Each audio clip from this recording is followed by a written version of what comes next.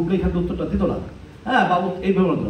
অতএব যে এটা যে এখানেই শেষ হয়ে যায়। দিন শেষে আপনারা আমাদের ভাই, আমি আপনাদের ভাই, আপনাদের বুবলি বোন, আপনাদের বুবলি ভাই, একদম ভাই বোনের মতো আমি মনে করি। এটা নিয়ে আর কোনো কথা হবে না, এটা নিয়ে কোনো কথা হবে না। আর একটা কথা বলতে চাই, রিভেঞ্জ ছবিটা যে আমার পাশে আমাকে ছায়ার মতো যে আমার পিছনে দাঁড়াচ্ছে, সেটা অনুভবের আনোয়ার ভাই। 40 বছর যাবত আমাদের এই বাংলা সিনেমার সাথে উনি জড়িত। আমরা যখন সিনেমার কথা চিন্তাও করি নাই, তখন থেকে সেই পুরনো গান, পুরনো ছবি আমরা যদি কোথাও না পাই, আনোয়ার ভাই এখানে পাবো।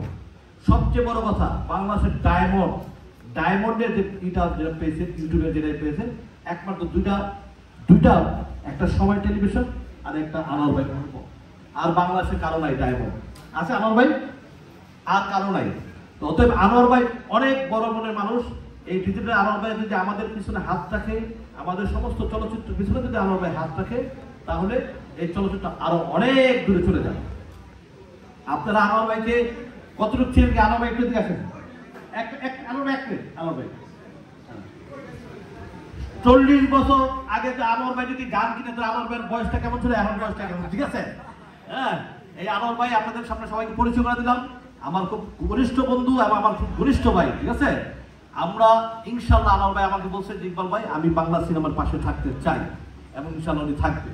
Thank you very much everybody, thank you Iqbal ভাই, থ্যাংক ইউ মঞ্চে উপস্থিত সবাই, ধন্যবাদ। আজকে এখানে শেষ করে দিচ্ছি আমরা সবাই, ঠিক আছে?